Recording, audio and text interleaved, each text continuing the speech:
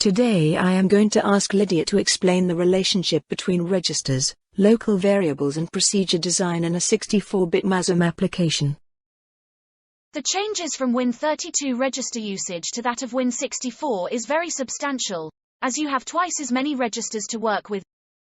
In Win32 you had 3 volatile registers, 3 more by placing them on the stack, RBP if you did not need a stack frame and understood what you were doing, and RSP if you wanted to live dangerously. With Win64 you have twice as many registers, 7 volatile registers and 9 others, that must be returned to the operating system with the same content as at procedure entry. The extra registers change the landscape of how you lay out a mnemonic algorithm, as you have many more choices and relatively little reason to have to allocate local values, unless of course you need them for return data from functions that require a memory address. The 4 registers that take the first 4 arguments can be directly used in the receiving function without a procedure argument list if no more than 4 arguments are passed, as this reduces the overhead of writing to shadow space.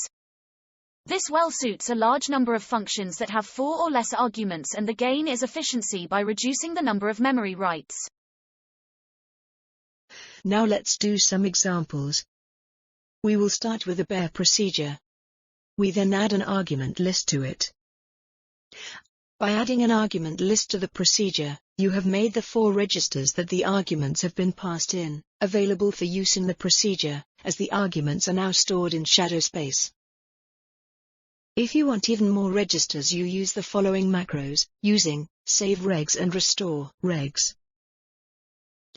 You can make up to 14 registers available using the volatile and system registers. Now at the other end of the spectrum, there are procedures that are designed for the lowest possible overhead.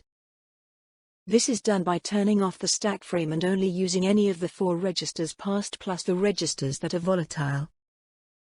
The RAX register is always available. The 4 registers that are used to pass arguments, RCX, RDX, R8 and R9 can all be used directly, or alternately be exchanged with the 2 remaining registers, R10 and R11.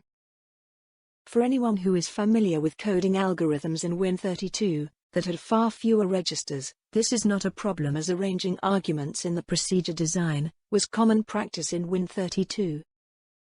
This procedure, borrowed from the MASM64 library, shows how to completely avoid having to use local values.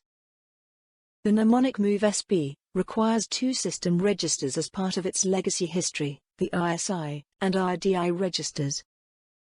As Win64 has 4 extra registers available, 2 of them are used to save and restore RSI and RDI. Now this means that there is no stack-based arguments at all. 4 register-to-register writes are always more efficient than the 2 pushes and pops that were used in Win32. Okay Lydia, do you have anything further to add? No, not me. That's all from me for the moment. Alright, we will see you next time. Bye for now.